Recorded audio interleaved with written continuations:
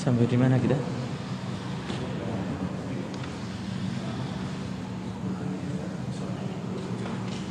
Halaman 99.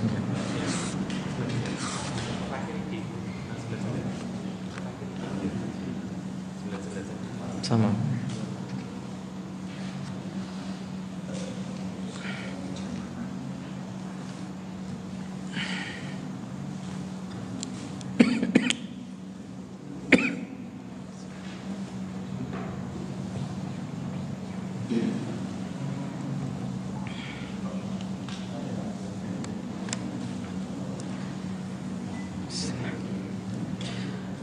Assalamualaikum warahmatullahi wabarakatuh.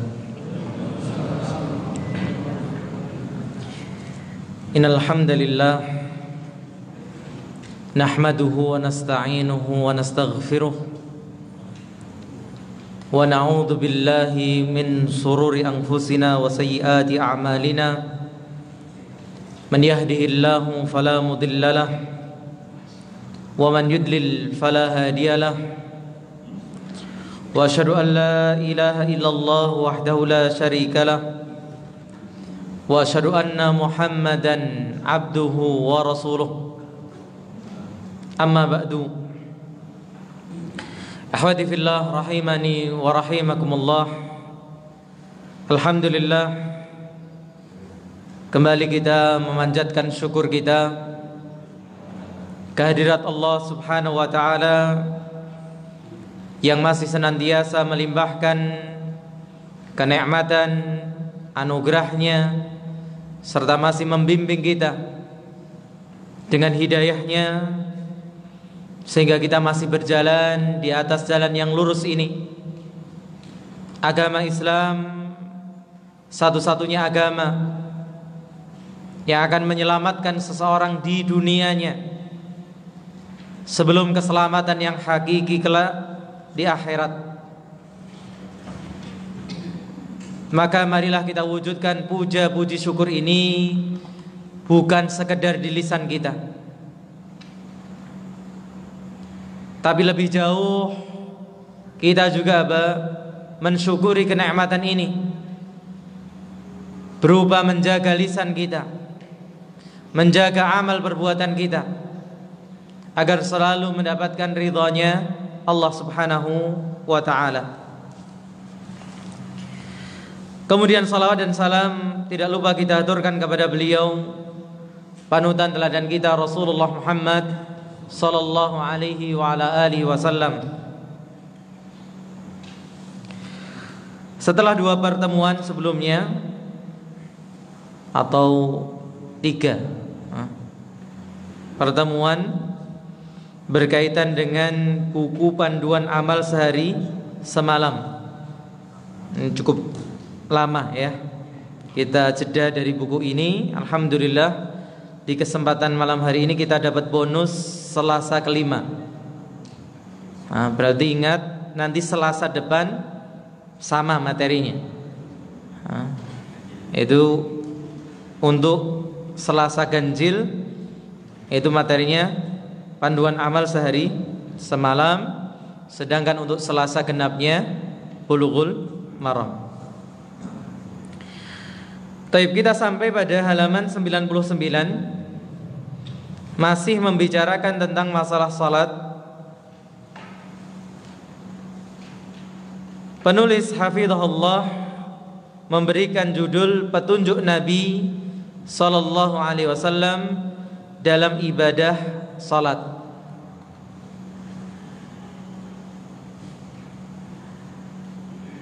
Dan di sini saya perlu mengingatkan, sebagaimana telah kita baca buku ini baik di sini atau di tempat-tempat yang lain yang mungkin sudah lebih dulu, ini wallahu alam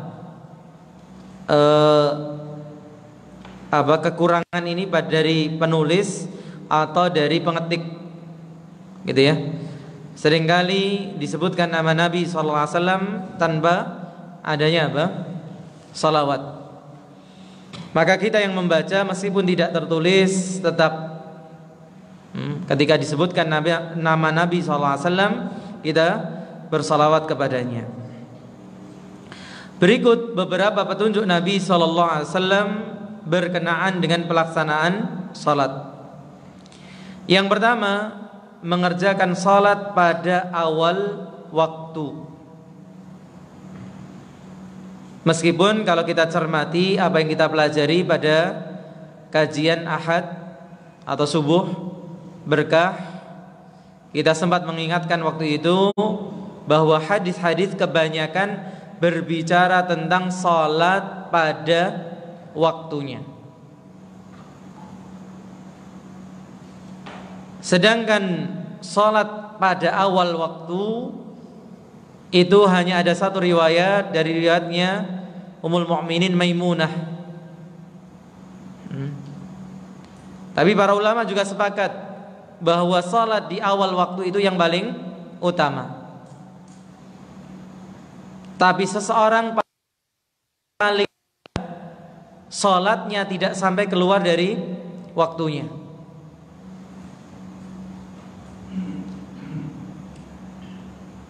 Setiap muslim wajib mengerjakan salat pada awal waktu seperti yang disyariatkan Allah Subhanahu wa taala.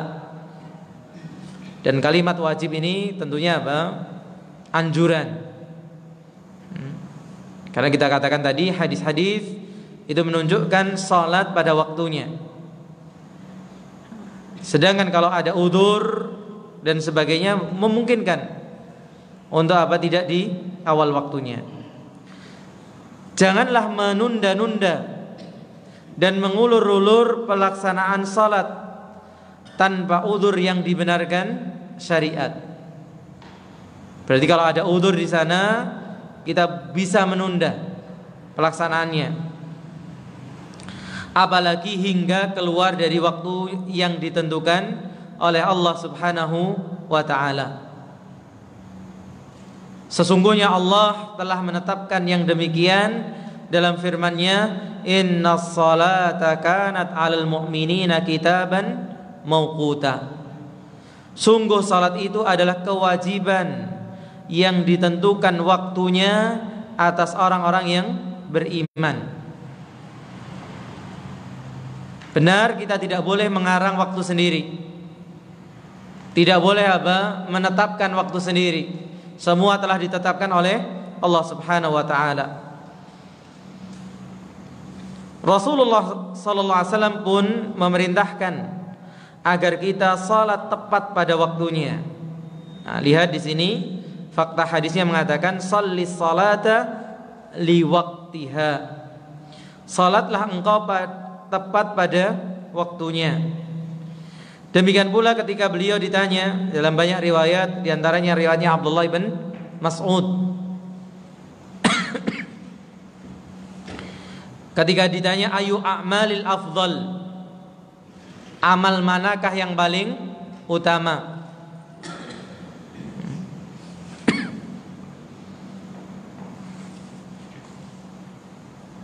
Mau merapat aja, yang AC-nya cukup dingin nggak? Rapat-rapat nggak apa-apa.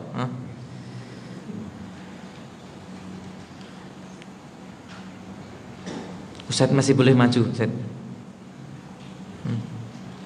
Kelihatan. Nah.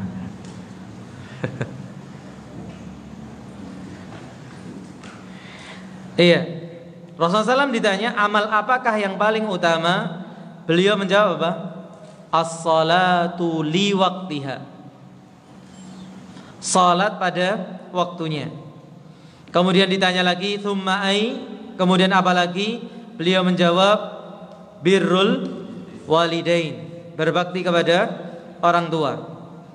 Kemudian ditanya lagi thumma ai, kemudian apa lagi? Beliau menjawab al jihadu fi sabilillah.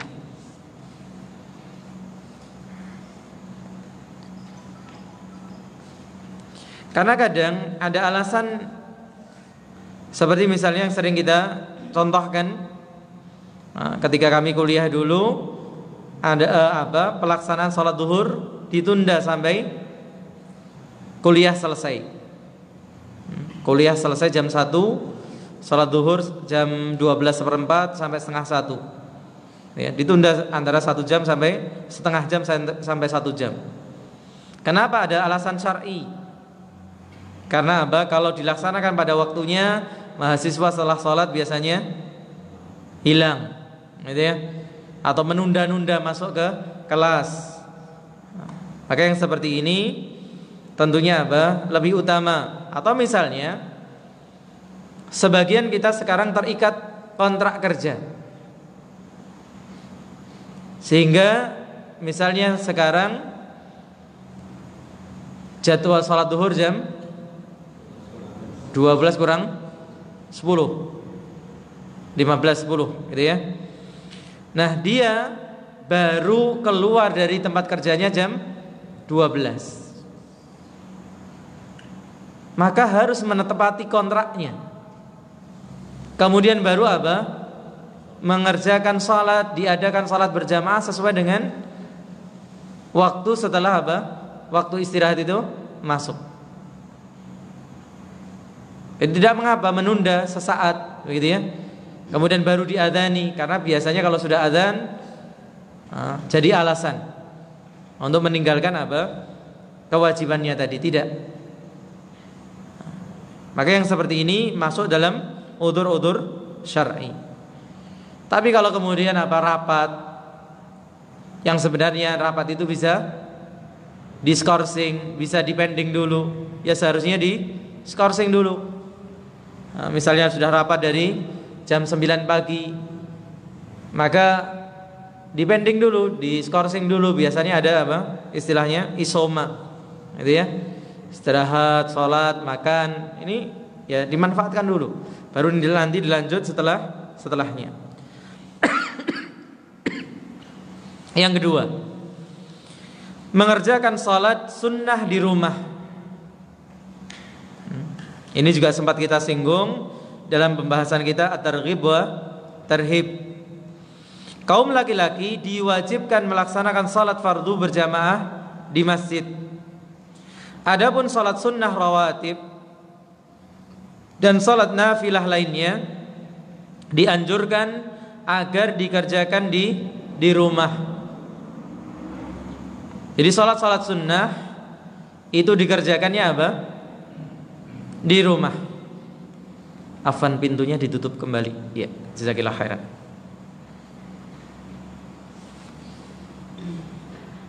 Baik yang rawatibnya maupun sholat sunnah yang lainnya.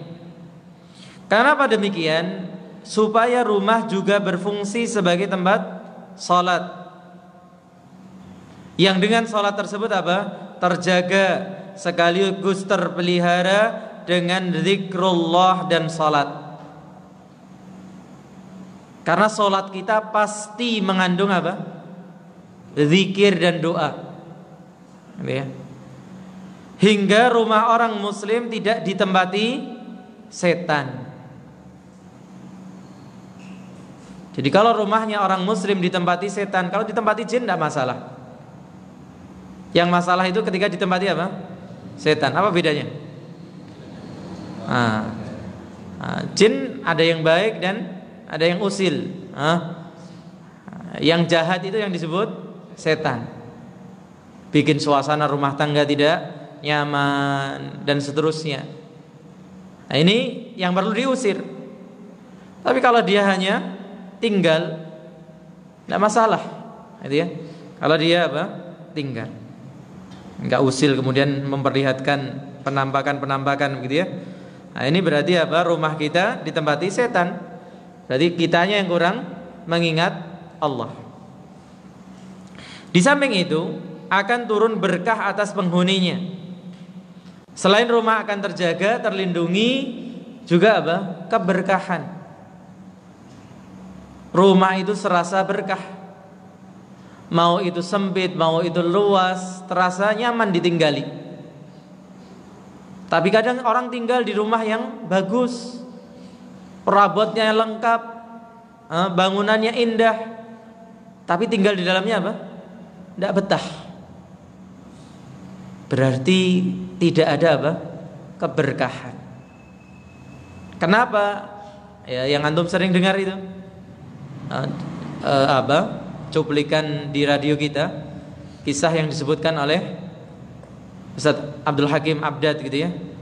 Ada seorang yang dianggap orang tua yang berhasil. Kenapa? Dia telah berhasil mendidik anaknya jadi orang, bukan jadi kucing. Jadi orang. Ada yang dokter, ada yang pengusaha nih. Rumahnya bagus-bagus semua, mobilnya bagus-bagus semua.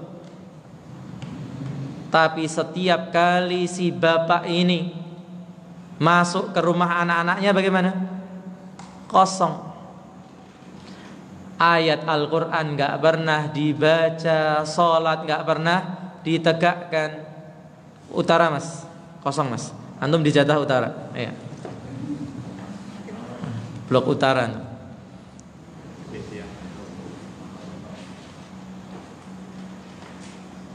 Salam, monggo Pak Komari, sini masih kosong Pak. Dikangeni Mbah Hadi.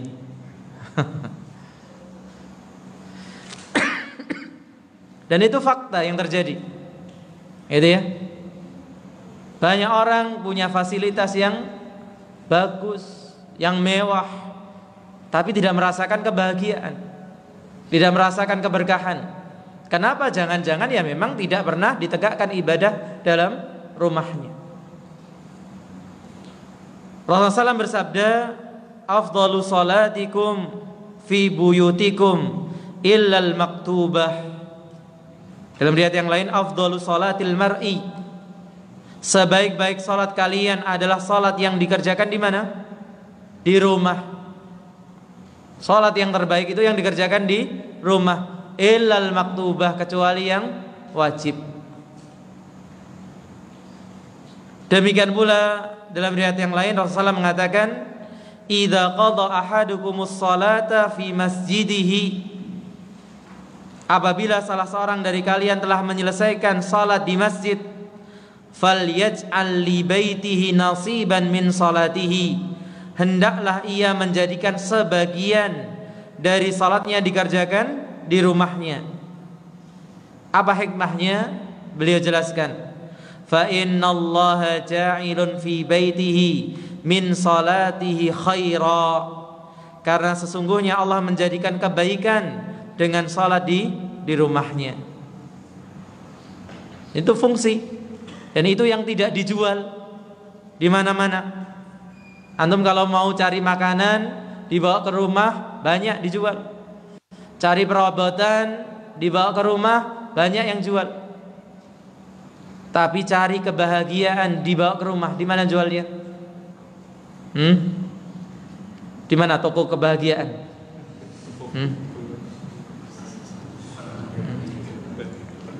Toko bahagia ada? Oh, ada. Ya berarti piknik saya kurang jauh ya. Tapi subhanallah, kebahagiaan yang seperti apa? Gitu ya. Maka ternyata mudah, nggak usah modal bapak-bapak ini khususnya. Jadikan sholat sunnahnya di mana? Di rumah. Nah kita juga terangkan waktu itu kecuali seperti ini, misalnya antum sholat isya, habis isya mau kajian, saya sholat sunnahnya nanti aja di rumah, sampai rumah bablas lali, ya mending dikerjakan di sini, gitu ya. Kan daripada kehilangan, ya lebih baik apa? Mendapatkan meskipun keutamaannya di bawahnya. Yang ketiga, mengenakan pakaian yang bersih. Nah, ini tadi sore baru kita bahas. Seringkali kita ketemu manusia itu apa? Pakaian yang pantas. Nah, kita ngaji begini misalnya, pasti pakai pakaian yang pantas dilihat orang lain. Nah, tapi sayangnya masih kalah dengan ketika datang kondangan. Kelihatannya pakaian sekarang dipakai sini nggak mungkin dibawa ke kondangan gitu ya. Malu. Itu masih pantas gitu ya. Iya. Padahal punya pakaian khusus kalau Mas Dodi ya. Maka subhanallah, kalau ketemu manusia saja seperti itu, ketemu Allah bagaimana? Kita lihat faktanya. Bapak-bapak begitu ya. Kadang kita lihat kaos oblong gitu ya. Kaos oblong yang seperut lagi, anak-anak muda itu. Begitu ruku, ini nyingkap belakangnya padahal aurat. Gitu ya. Aurat itu bagi laki kan apa? Pusar sampai ke lutut. Maka kalau ruku sujud kemudian apa? Pantat atasnya kelihatan berarti terbuka auratnya, berarti batal karena syarat tidak terpenuhi. Ibu-ibu apalagi begitu ya. Kalau mau keluar rumah, kondangan, pertemuan harus tampil prima. Mukenanya sudah jadi saringan tahu, ya nggak apa-apa gitu ya. Sudah tipis gitu ya. Tawadhu alasannya. Realitanya, lihat di masjid-masjid itu mukena itu sudah meladus gitu ya. Ben ya. Enggak ya. Kalau masjid sini enggak ya. Jadi subhanallah, ini penghargaan yang kurang terhadap Allah subhanahu wa ta'ala ya. Cerita yang saya dapatkan begitu ya, sering kita ulangi di sini atau di kesempatan yang lain. Ada seorang syekh yang punya baju paling mahal, punya minyak wangi paling mahal. Kapan pakainya? Salat malam. Ini orang yang benar-benar kenal dengan Allah, benar-benar mengagungkan Allah subhanahu wa ta'ala. Dia tahu baju yang paling mahal dan minyak wangi yang paling mahal, paling layak dikenakan kapan? Ketika bertemu Allah subhanahu wa ta'ala. Maka itu teori dan prakteknya. Maka kadang kita masih ya pandangan tadi, semakin tinggi jabatan orang, kita akan semakin mengenakan pakaian yang paling bagus. Maka Allah di atas semua jabatan manusia. Maka sudah selayaknya kita menggunakan pakaian yang terbaik. Minimal apa? Yang bersih. Mungkin sebagian kita ketika berangkat sholat apa? Setelah dari pekerjaan, ini harus memperhatikan kebersihan pakaiannya. Pakailah pakaian yang bersih dan suci sebagai bentuk pengagungan kepada Allah. Dianjurkan pula agar berhias sebelum menghadapnya di dalam salat. Allah subhanahu wa ta'ala berfirman, Ya bani Adam, khudhu zinatakum inda kulli masjidin. Hai anak Adam, pakailah pakaianmu yang indah di setiap memasuki masjid. Demikian pula Rasulullah SAW bersabda, idza shalla ahadukum, jika salah seorang dari kalian akan mengerjakan salat, falyalbas thawbaihi, hendaklah ia mengenakan kedua pakaiannya. Artinya dulu ketika zaman susah, zaman sulit, sebagian sahabat itu hanya punya pakaian satu lembar, hanya sarungan gitu ya, hanya pakaian bawah, yang atasnya apa? Bediding, nggak pakai baju. Seperti yang diilustrasikan dulu zaman-zaman apa? Penjajahan begitu ya. Rakyat jelata itu kan nggak pakai baju atas, hanya sarungan. Ya itu gambarannya. Nah, kadang sebagian punya baju atas tapi iman-iman. Maka Rasulullah mengingatkan kalau sholat apa? Kenakan dua-duanya. Kalau punya. Fa innallaha ta'ala ahaqqu man tazayyana lah. Karena sesungguhnya Allah itu yang lebih berhak, karena ia lebih berhak berhias untuk Allah. Maksudnya manusia itu dia lebih pantas berhias untuk siapa? Untuk Allah. Seperti apa? Syekh yang kita ceritakan tadi. Dia merasa baju yang termahalnya, dia merasa minyak wangi yang paling mahalnya lebih pantas untuk siapa? Allah subhanahu wa ta'ala. Kemudian yang berikutnya menghadap sutrah. Kita sempat ingatkan bahwa perkara ini perkara apa? Khilafiyah dalam wajib tidaknya. Ada sebagian yang cenderung kepada mewajibkannya dan sebagian yang lain mengatakan sunnah atau sunnah muakkadah. Apabila seorang akan mengerjakan salat, hendaklah ia meletakkan sutrah. Apa itu sutrah? Pembatas atau benda yang tinggi di hadapannya. Sutrah adalah benda tinggi di hadapannya. Dan janganlah ia membiarkan orang lewat di antara sutrah dan dirinya. Jadi kalau sudah meletakkan di hadapannya sutrah, ada orang mau lewat, jangan dibiarkan. Cegah orang untuk lewat. Ia harus mencegah semampunya dan berusaha mencegah benar-benar sungguh-sungguh, gitu ya. Kadang kita repotnya itu apa? Bakat kita ewoh pekewuh, gitu ya. Mau mencegah sungkan. Nah ini tidak. Mencegah itu apa? Semaksimal kemampuan kita. Ambillah jarak antara dirinya dengan sutrah lebih kurang jalan untuk dilalui seekor anak kambing. Keterangan ini mungkin apa?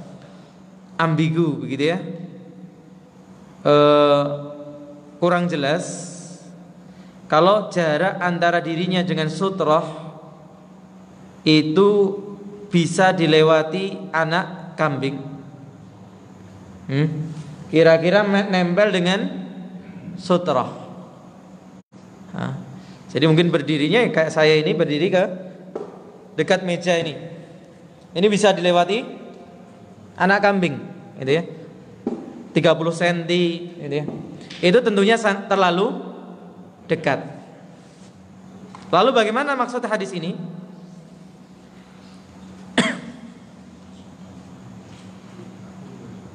Ini jarak kepala kita dengan sutrah ketika sujud. Yang lain, jarak antara tempat kita berdiri dengan sutrah berapa hasta? Masih ingat? Berapa? Masa gak ada yang ingat? 3 hasta. Hasta ini nih. Berapa ini? Lebih kalau 30. Ini 30. 50-an, gitu ya. Paling enggak 1,5 meter. Itu nanti insya Allah pas. Kalau kita berdiri jarak 3 hasta, nanti kalau kita sujud itu masih ada sisa. Jadi yang tepat ketika mengambil apa? Sutrah itu kepala tidak nempel di sutrah.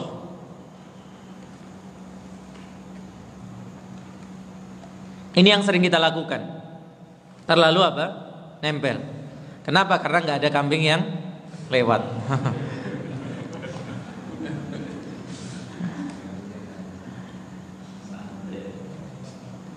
Ya dulu karena apa? Hewan itu lalu lalang di masjid. Nah, Rasulullah SAW sendiri dalam riwayat yang lain dikatakan kalau ada kambing yang lewat, beliau menempelkan diri ke sutrahnya. Jadi makna dari membiarkan tempat untuk lewat itu kapan? Ketika sujud. Tapi kalau dalam posisi berdiri, jangan biarkan bahkan kambing pun untuk lewat. Lalu bagaimana kambingnya lewat? Biar lewat belakang kita. Kita yang maju ke sutrahnya.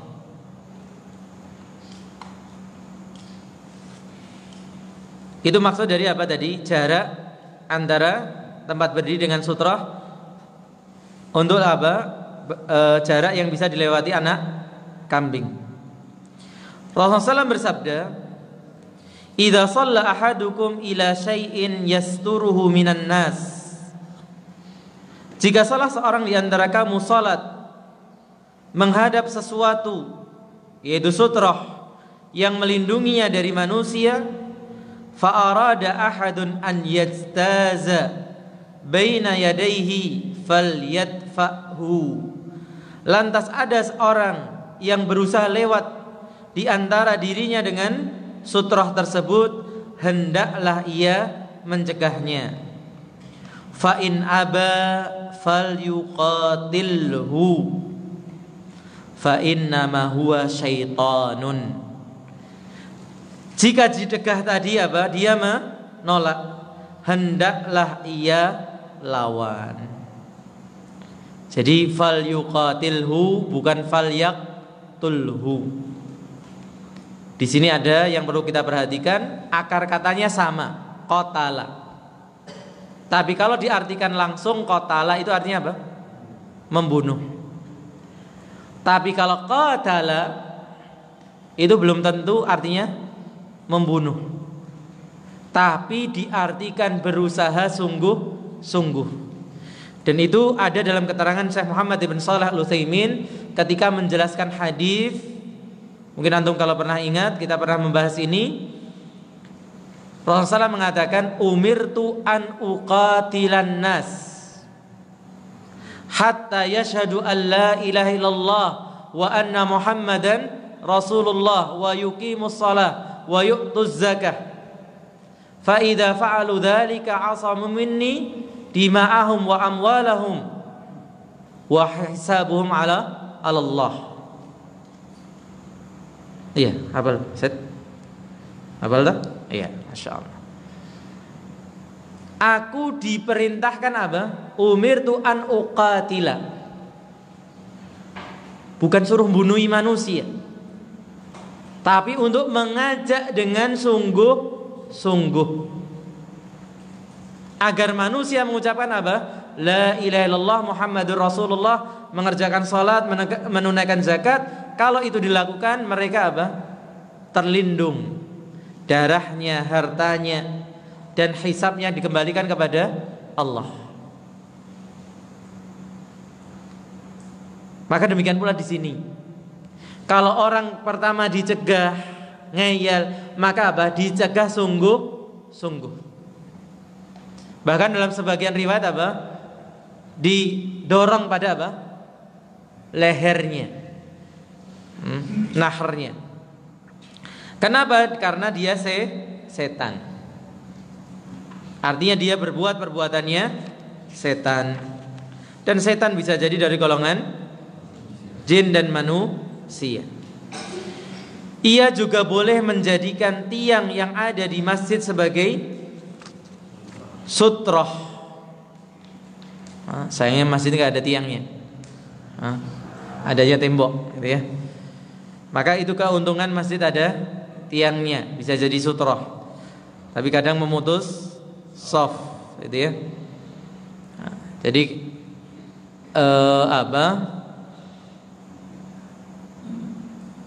kadang masjid-masjid yang ada tiangnya itu pengurusnya kurang memahami masalah ini, sehingga membuat garis soft itu kadang di tiang. Nah, ini tidak tepat. Kalau mau dibuat garis-garis, hindari membuat garis pada tiang. Tiang itu hanya digunakan ketika apa? Darurat. Misalnya hari Jumat, tidak masalah berdiri antara tiang. Tapi kalau tempatnya masih longgar, seharusnya apa? Tidak sholat di antara tiang, karena tiang itu memutus shaf. Atau ia sholat di belakang orang yang sedang sholat. Nah, beliau termasuk yang membolehkan. Sebagian yang lain mengatakan tidak boleh sutroh dengan apa? Punggung orang. Di belakang orang yang sedang duduk, atau ia menghadap dinding masjid. Nah, dinding masjid bisa digunakan untuk sutroh. Atau ia meletakkan tas di hadapannya. Ibu-ibu biasanya itu ya, membawa tasnya ibu-ibu kan besar-besar. Itu Nah, itu bisa dijadikan apa? Sutrah atau yang sejenisnya. Benda yang dijadikan sutrah diupayakan agak tinggi.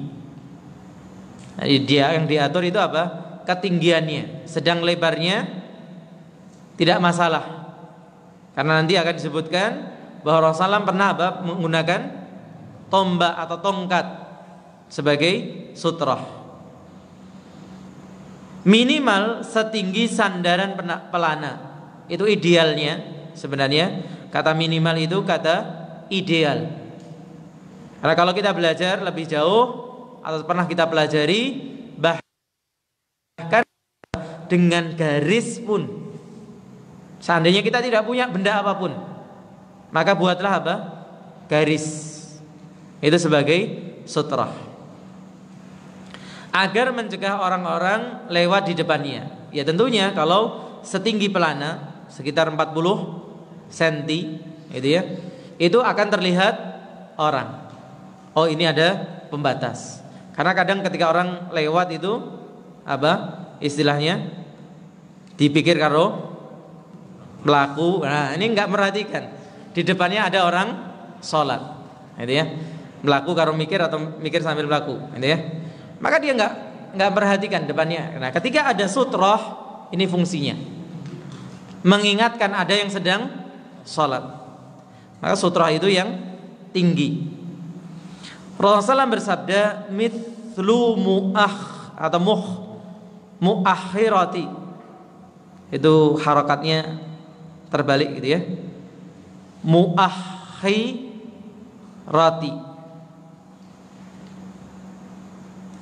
Ar-rahli, seperti apa? Ujung dari pelana.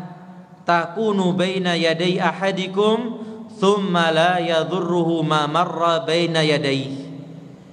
Benda yang menjadi sutra itu setinggi sandaran pelana yang berada di hadapan salah seorang dari kalian, lantas tidak akan merusak salatnya apa-apa yang berlalu lalang di hadapannya.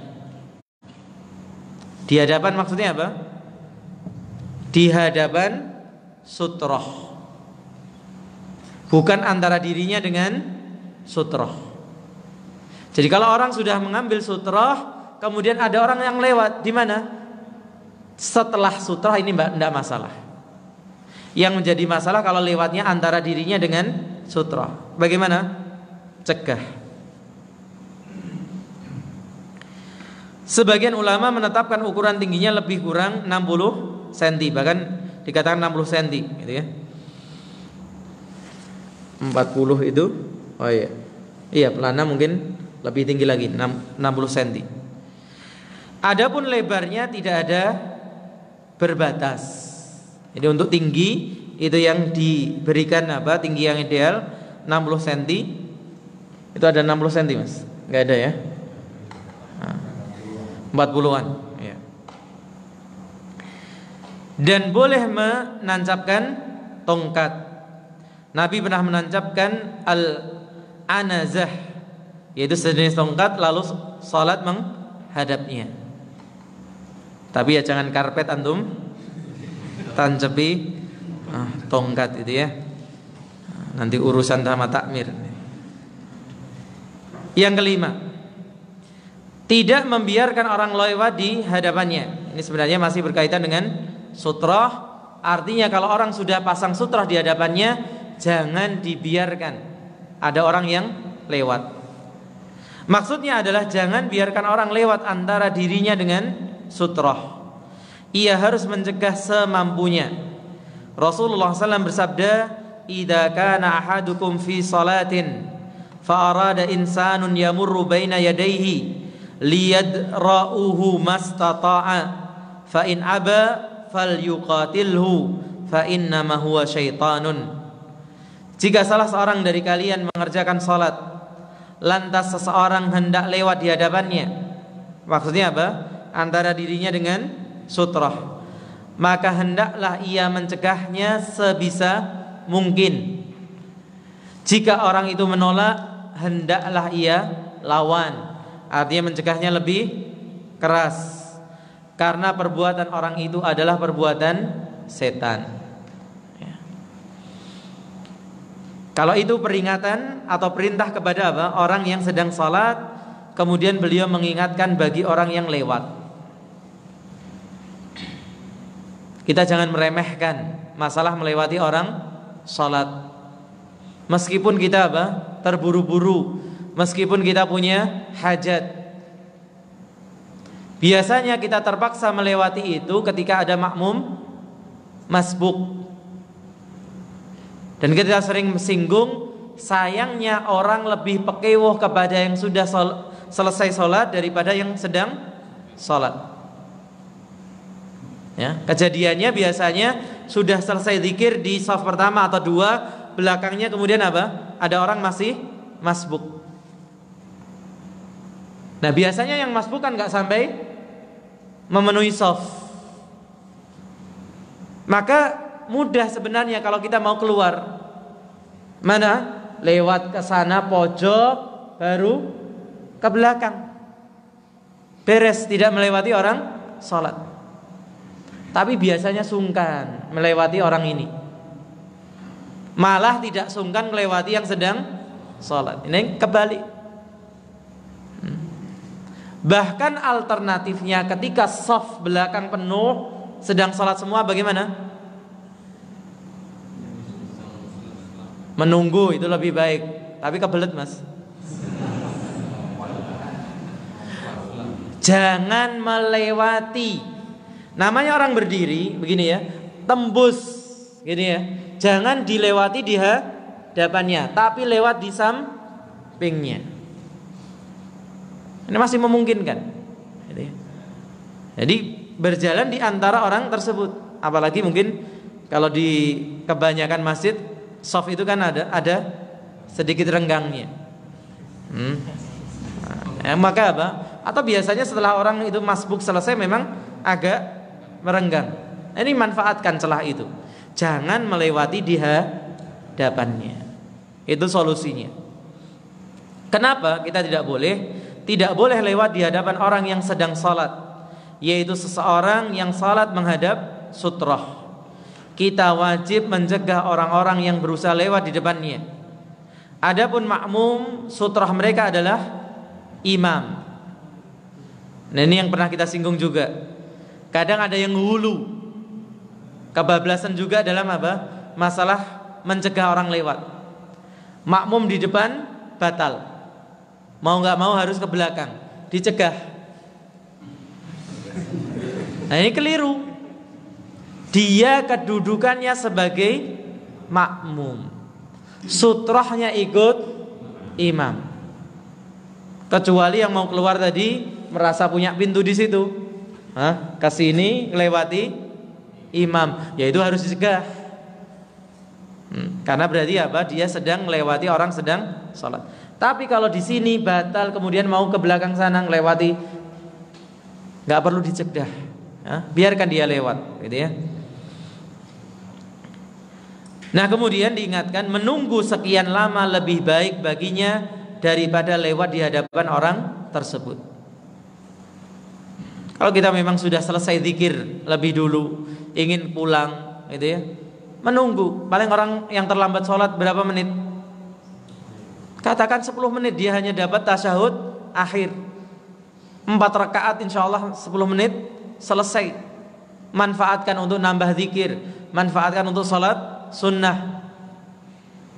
Pengen sholat sunnah di rumah Ustaz, ya sudah, baca Al-Quran, baca zikir dan sebagainya. Insya Allah 10 menit tidak lama. Katakan 15 menit, jarang, gitu ya. Apalagi yang terlambat biasanya lebih cepat. Nah, faktanya begitu. Maka subhanallah, itu lebih baik menunggu demikian. Bahkan seandainya menunggu lebih lama. Rasulullah SAW mengatakan dalam hadis yang sahih riwayat Imam Bukhari dan Muslim, "Lau ya'lamul maru baina yadail musalli." Andai orang yang lewat di hadapan orang salat mengetahui madza alaihi, apa yang menjadi tanggungannya, artinya betapa besar dosa yang akan diterimanya karena perbuatan melewati orang salat, lakana an yakifa arba'ina khairan lahu min an yamurra baina yadayhi.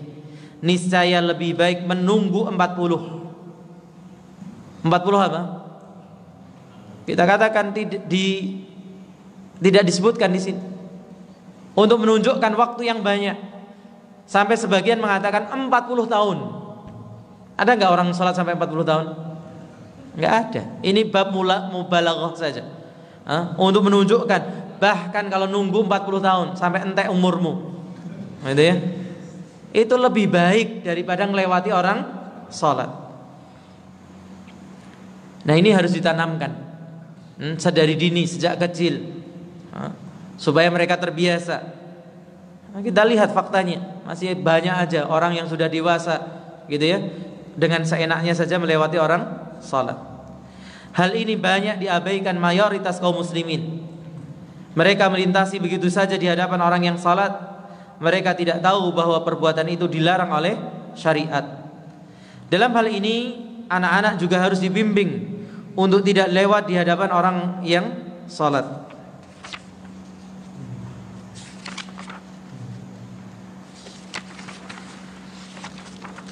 Baik, sampai poin ini dulu ya.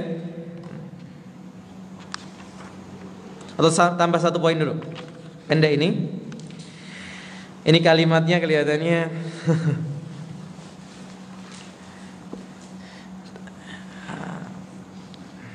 membelakangkan sholat. Apa artinya membelakangkan sholat? Menunda, gitu ya. Bahasa lebih sederhana.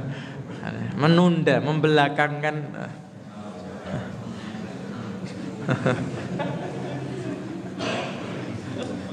Iya.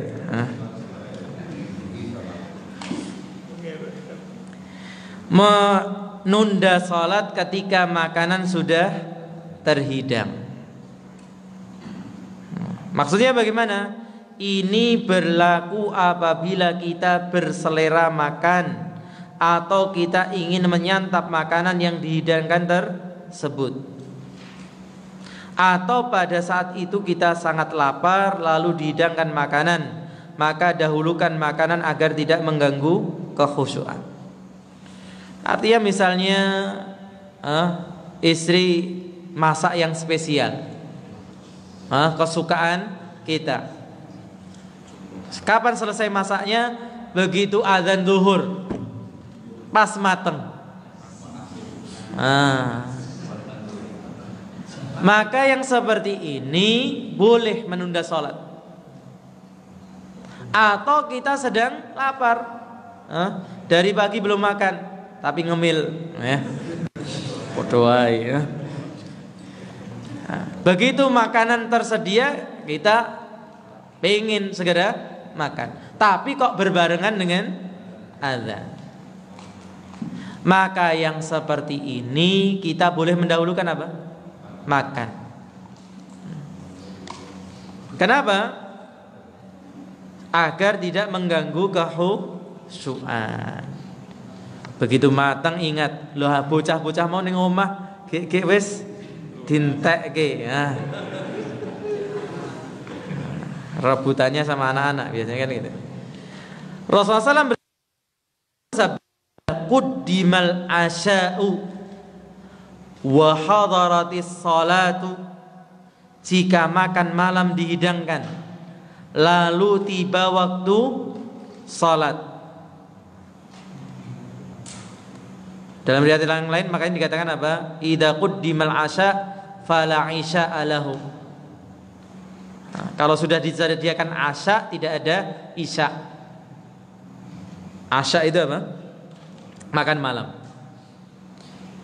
Maka beliau mengatakan, fabda'u bihi, mulailah dengan menyantap makanan tersebut qabla an tusallu salatal maghribi, sebelum mengerjakan salat maghrib. Wala ta'jalu an asyaikum, bahkan apa? Jangan kamu terburu-buru saat menyantap makan malam tersebut. Pengen mendahulukan makan tapi juga enggak pengen telat maghrib. Tidak perlu pakai makan cara militer. 1, 2, 3, 4, 5, 6, 7, 8, 9, 10. Selesai. Nggak perlu cara makan militer. Makan sewajarnya, gitu ya. Makan sewajarnya. Jadi ya makan dinikmati, ya tapi jangan lambat karena waktu maghrib itu pendek. Dan di sini yang disebutkan waktu maghrib, padahal waktu maghrib itu pendek. Apalagi waktu yang lain. Dan ini mengaitkan dengan pembahasan kita tadi, bahwa sholat itu di waktunya. Ketika ada alasan syar'i termasuk di sini. Ini alasan syar'i. Dan ini menegaskan tentang apa? Kemudahan dalam syariat Islam. Kalau kita menimbangnya dengan perasaan, wong sholat kok dikalahke karo mangan. Nah itu kan kalau nimbangnya dengan perasaan. Faktanya, kenyataannya boleh, ada hadisnya, bahkan perintah. Kalau memang apa? Berkeinginan. Tapi kalau memang itu masakan rutin begitu ya. Jadi memang istrinya kalau selesai masak jam 11:30 siang, terus jadikan alasan terus.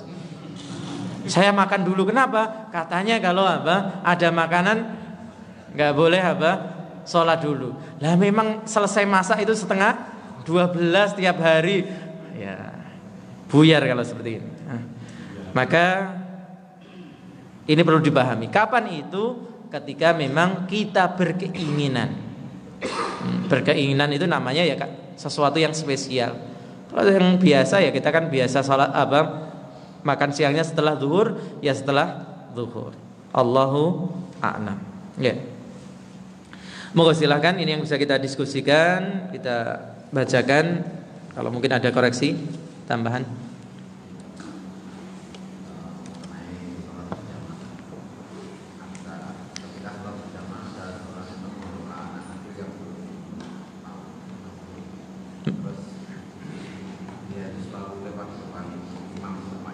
Iya. Bagaimana ketika ada imam masjid yang bawa anaknya, itu ya? Maka seharusnya ini imamnya belajar dulu, gitu ya. Kalau ternyata anaknya ngelewati bapaknya terus gitu ya. Kita tahu Rasulullah SAW membawa cucunya, tapi bagaimana? Digendong. Ketika ruku diletakkan, ketika berdiri gendong lagi, ketika sujud letakkan. Ini membawa anak ke masjid yang bertanggung jawab. Bukan apa? Cul-culan. Bahasa Indonesia apa cul-culan itu?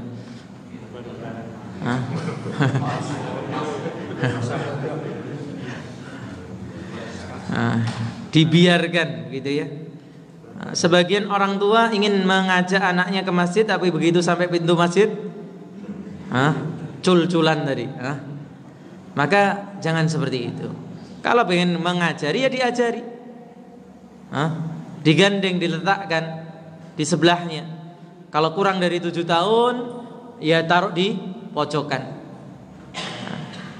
Maka kalau ini seorang imam, kemudian anaknya melewati, bagaimana? Anak-anak tidak terhitung mengganggu atau membatalkan sholat kita.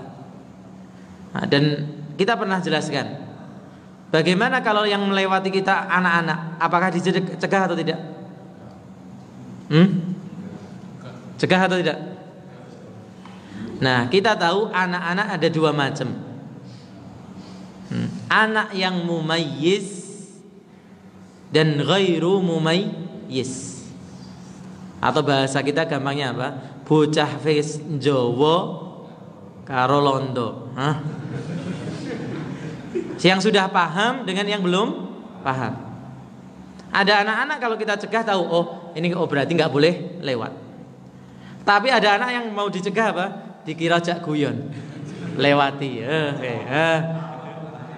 Malah kita terganggu konsentrasi salat kita. Dia cuma lari lewat tempat kita, ya biarkan. gitu ya. Dia paling tidak balik lagi. Tapi kalau malah kita cegah balik lagi, ya ini nggak perlu dicegah. Allah a'lam. Betul. Menggunakan pakaian bersih, apakah boleh mengkhususkan untuk sholat Jumat pakai baju ini? Boleh. Jadi mengkhususkan baju tertentu untuk Jumat, untuk Id, itu sunnah juga.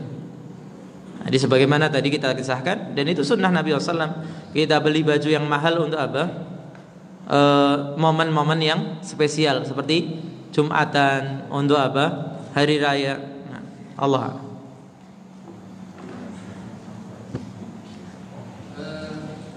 Kalau misalkan dalam satu masjid satu jamaah itu belum paham tentang masalah. Gimana? Belum. Oh, belum paham tentang sutra, ya. Kemudian kita misalkan ketika sholat belum selesai, ada yang lewat depan kita kasihnya malah tidak salaman.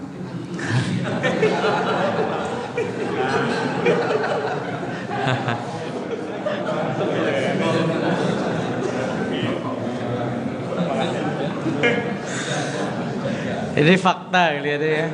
Memang ada seperti itu. Hah? Kita ngajak salaman terus disatijah.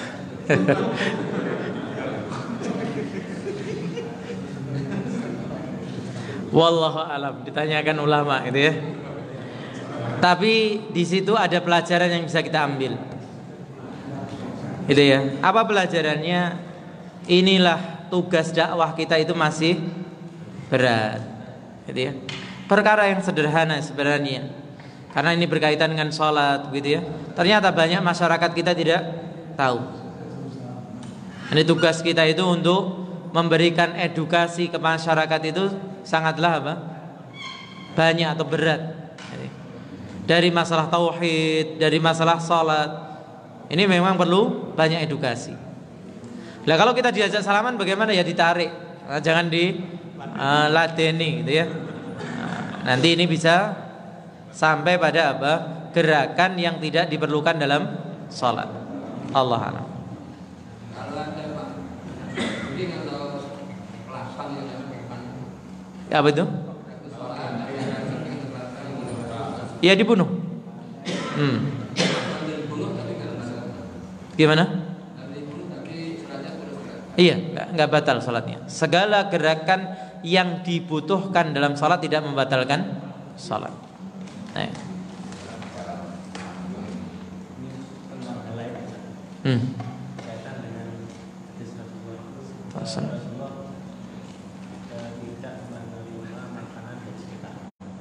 Iya.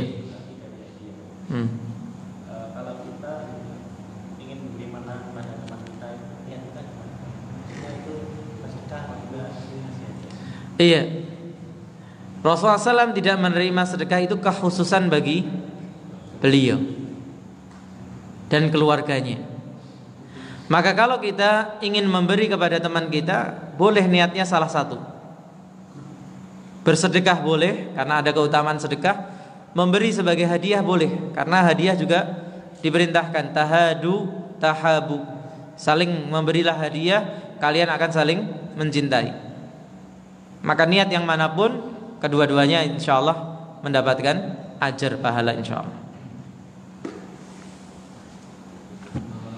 Sering kejadian pada saat sholat itu orang bawa HP, kemudian kalau HP-nya dikantongi yang setahu saya Iya. itu bisa dimatikan itu langsung berdiri. Kalau kita posisi berdiri terus HP-nya di bawah, Iya. nah itu kita bagaimana? Kita harus turun matikan atau nunggu kita sujud? Iya, turun, matikan. Ambil, jongkok, kemudian matikan. Kita posisi berdiri ya? Iya, meskipun dalam posisi berdiri, sebagaimana kita sebutkan tadi, segala gerakan yang dibutuhkan dalam sholat tidak membatalkan sholat. Karena Rasulullah SAW pernah berjalan untuk membukakan pintu, gitu ya. Para sahabat pernah bergerak untuk merubah arah kiblat. Nah, jadi itu lebih banyak daripada sekadar jongkok mengambil HP. Allah a'lam. Selanjutnya sebelah kita dia nggak tahu, dan sebelah kita kan terganggu loh. Iya. Nggak sekali berkali-kali gitu. Padahal itu baru rokaat pertama. Iya. Itu bagaimana Ustaz? ia sudah bersabar dan mengingatkannya setelah selesai sholat. Kenapa? Kita takutkan kalau kita mengambilnya nanti menjadi masalah. Bisa ada ketersinggungan dan sebagainya. Itu jadi kaidahnya tidak boleh mengingkari kemungkaran dengan kemungkaran yang lebih besar. Mungkin itu kemungkaran, iya. Tapi apa? Jelas itu kemungkaran kita katakan. Tapi kalau kita melakukan segera akan timbul kemungkaran yang lebih besar. Itu yang dikhawatirkan. Allah.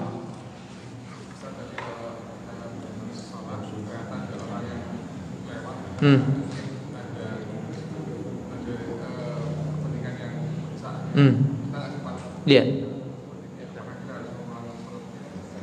Iya, yang disebutkan 3 yang sampai membatalkan. Wanita, anjing hitam, kemudian keledai. Kalau bukan itu hanya akan mengurangi nilai salat kita, tidak sampai membatalkannya. Allah. Kita terlalu fokus terhadap salat kita atau kita ngalamun gitu ya. Ada orang lewat enggak ketahuan gitu ya. Baru sadarnya setelah orangnya lewat. Sebentar, sini dulu kelihatan tadi atau situ dulu. Fadhil. Enggak.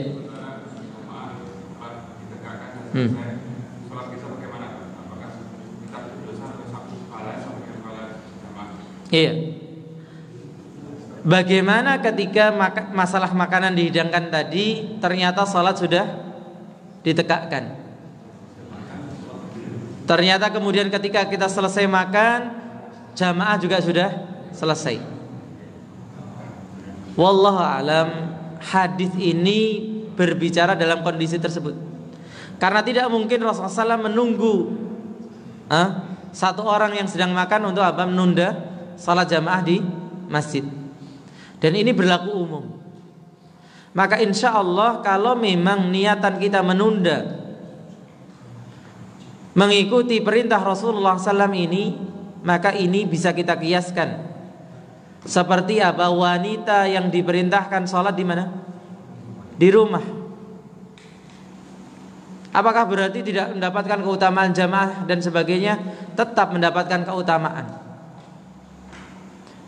Bahkan keutamaan sholat di Masjid Nabawi, sholat bersama Nabi itu dikalahkan dengan sholatnya wanita di rumah. Maka demikian pula dalam kondisi ini. Ketika kita memang berkeinginan sangat untuk makan tadi, kemudian kita tunda sholat kita untuk memenuhi keinginan tersebut, mengamalkan perintah Nabi SAW, maka insya Allah tidak mengurangi pahala kita ketika mengerjakan sholat sendirian tadi, pahala berjamaah dan yang lainnya. Allah a'lam. Ya.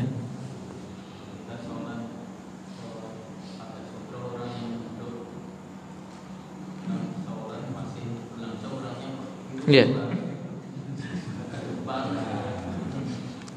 Iya, kita beberapa kali menjawab ini berdasarkan keterangan Syekh bin Baz, begitu ya. Bahwa apakah kita perlu bergerak ketika kita sutrahnya adalah orang, kemudian orangnya pergi.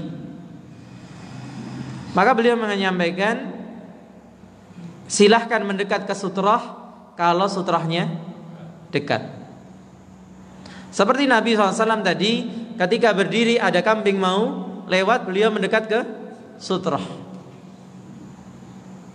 Tapi kalau kita di saf belakang sana, sutrahnya di sini, ada berapa saf? 5 saf, 6 saf. Ya ini tidak perlu. Wallahu a'lam. Kita fattaqullah mas tata'tum.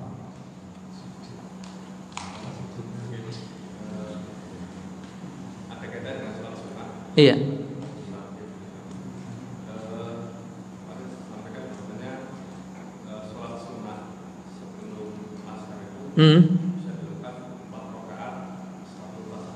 Iya.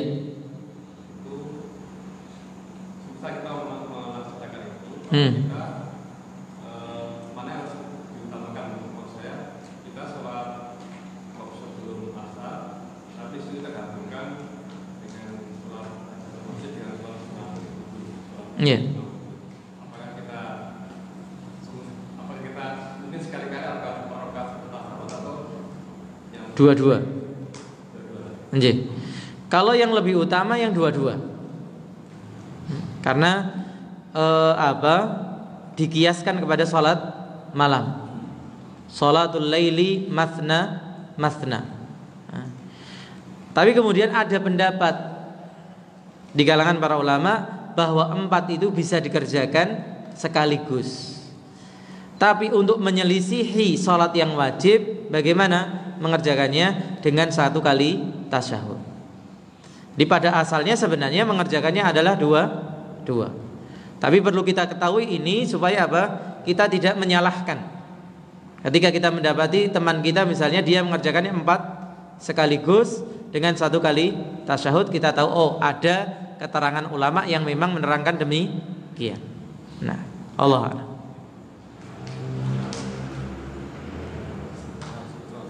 Iya. Kalau tas atau tempat yang tinggi bisa dipakai untuk scroll. Iya. Terus waktu kita selesai sholat, ada orang belakang itu sholat misalnya agak jauh, mau lewat, enggak bisa, terus kita itu bawa tas. Iya. Kita ngangkatin ini itu bisa ya? Iya, sebagian orang melakukan itu, gitu ya.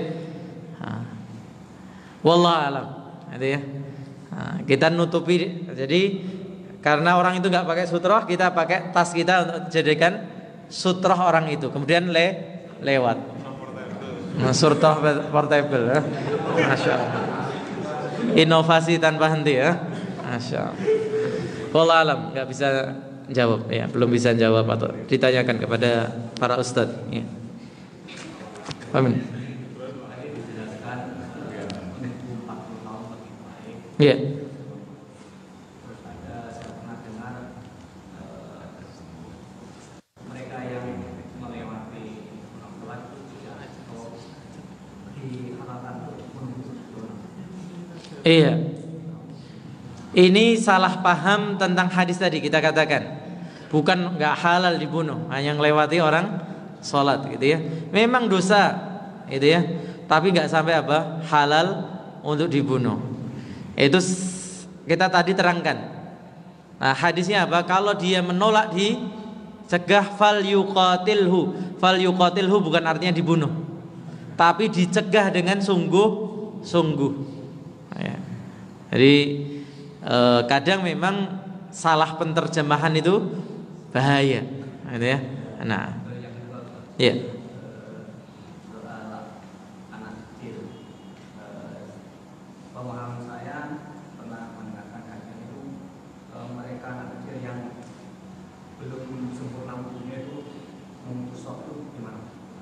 Iya, tadi kita sebutkan anak sebelum 7 tahun itu memutus soft.